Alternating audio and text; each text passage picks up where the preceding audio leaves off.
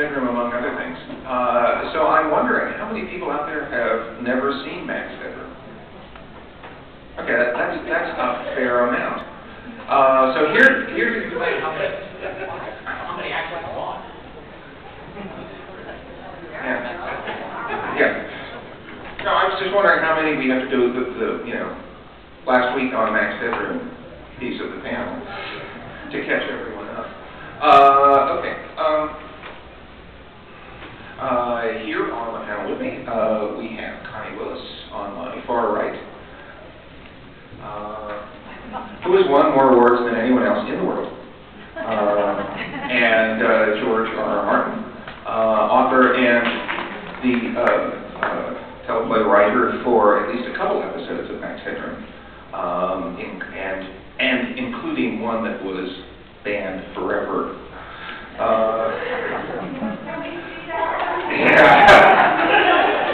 It was so horrifying. I don't believe they ever actually shot that one, but George can tell us about it. All evidence has been expunged. Yes. Michael Cassutt on my immediate left, who was story editor for Max Headroom, and author Bob Vardeman on my far left. Why don't we start with just having Mike give a capsule history of Max Headroom, because he didn't start out as a series television star. No, Max Headroom was started out as the first host of one of the first video music shows in 1986. Chrysalis Music, one of their executives, a guy named Peter Wagg, came up with the idea of all these music videos were being interesting. They would have a show honoring them, and decided to come up with and talk to one of his copywriters, and they came up with the idea, why don't we create a talking head, literally, that would be the host of this thing.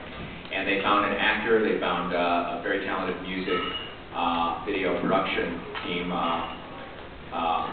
Rocky Morton and Annabelle Jankel, to create it, and it was like those 4 or 5 people were the fathers of Max Headroom. They did it as a music video show. It was so popular that they spun it off and did literally a kind of weird little talk show where people would sit down and talk to a green screen, and then they would put Max Headroom in later, and it would be funny and weird and twitchy and all that. And that proved to be so popular in England, and it moved over to, I think, HBO. It started running on cable in the U.S. that they decided to, first of all, make Max the spokesman for the new Coke, which no one will remember either.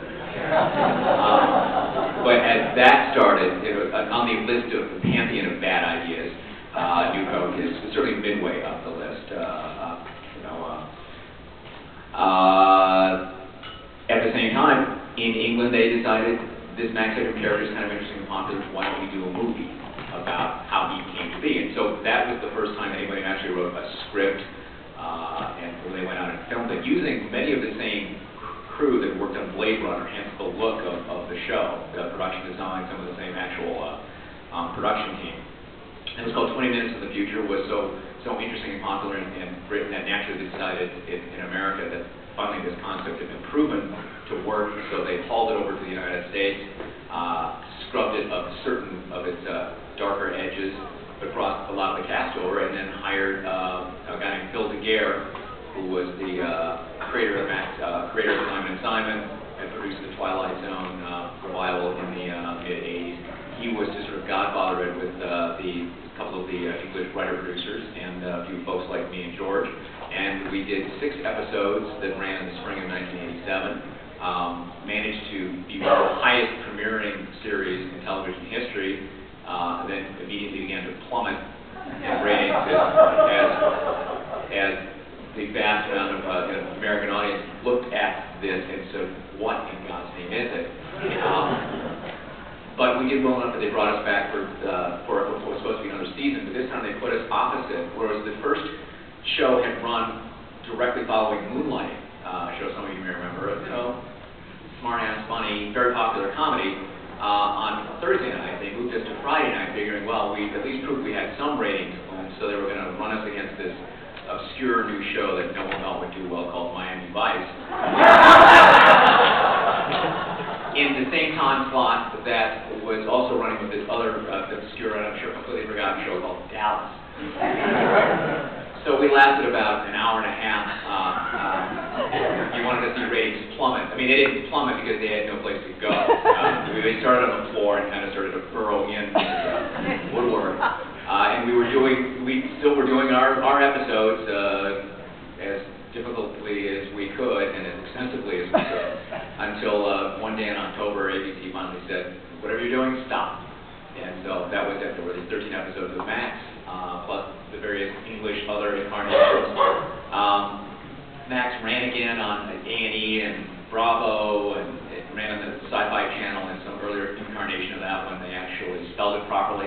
But it's never been available other than, I think, some Japanese edition Laserdisc. The series has only ever been available that way. It's been tied up with vast numbers of lawsuits and distribution fights and et cetera, et cetera, et cetera. But there it was. It was fun to do. We were on the cover of Newsweek. Actually, the day my first episode was aired, I stopped at a newsstand in Van Nuys and saw Max Headroom on the cover of Newsweek, and I was feeling very smug and proud of myself. Little did I realize my television career peaked. But that's sort of the capsule history of Max Headroom as a TV show.